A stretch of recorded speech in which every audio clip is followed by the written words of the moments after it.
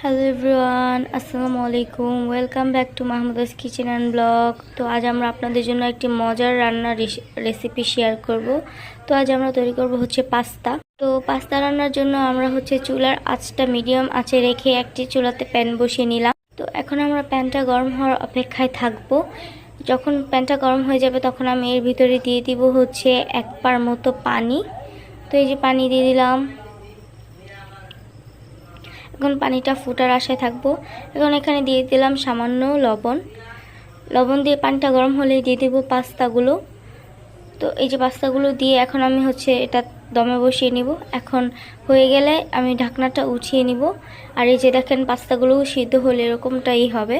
দেখবেন হচ্ছে পাস্তাগুলো একটু বড় হয়ে গিয়েছে আর একটু সাদা টাইপের হয়ে গেছে, তখন আপনারা বুঝে নেবেন এটা সিদ্ধ হয়ে গেছে। তো আমি আপনাদের সুবিধার্থে এখানে হচ্ছে পাস্তাটা একটু উঠিয়ে দেখিয়ে দিলাম। এই যে এরকম যখন হবে তখন আপনারা পাস্তাটা নামিয়ে নেবেন। তো পাস্তাটা সিদ্ধ হয়ে গেলে আমি এখন নামিয়ে নিব। আমার এটা হচ্ছে পারফেক্ট পাস্তা সিদ্ধ হয়েছে। তো আমি এখন পাস্তাটা নামিয়ে নিব।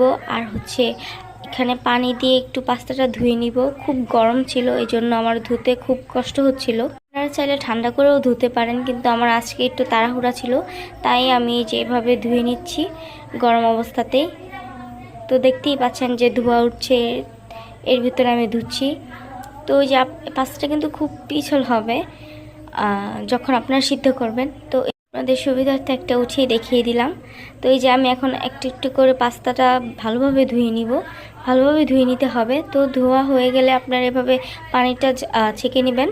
তো এই যে এখন আমি পাস্তা রান্নার জন্য এখানে কিউব সাইজের করে মাংস কেটে নিয়েছি।